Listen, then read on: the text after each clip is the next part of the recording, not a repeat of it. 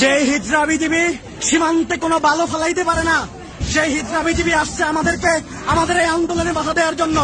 আর police League আমাদের উপরে এই যে সাউন্ড গ্রেনেড মারতেছে, এর বিচার ছাত্র সমাজ নেবে। প্রতি ফুটা রক্তার বদলা নেওয়া হবে। এই যে বিজিবি সীমান্তে কোনো চুলো ছিঁড়তে পারে না, এই যে এখন এরা আমাদেরকে বাধা দেওয়ার জন্য আসছে। এই যে চেহারা দেখেন বিজিবির, এরা সীমান্তে বালু ফেলাইতে পারে না, আমাদেরকে আসছে এখন বাধা দিতে, আমাদেরকে বাধা দেওয়ার জন্য আসছে।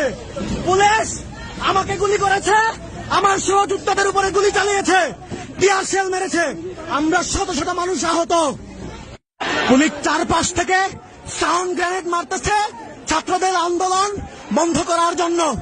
এই ভুয়া হিজড়া বিজিবি, যেই বিজিবি কখনোই সীমান্তে কোনো কিছু করতে পারে নাই, সেই বিজিবি এখন হচ্ছে যে আমাদের বিরুদ্ধে হচ্ছে এই যে বোমা মারতেছে।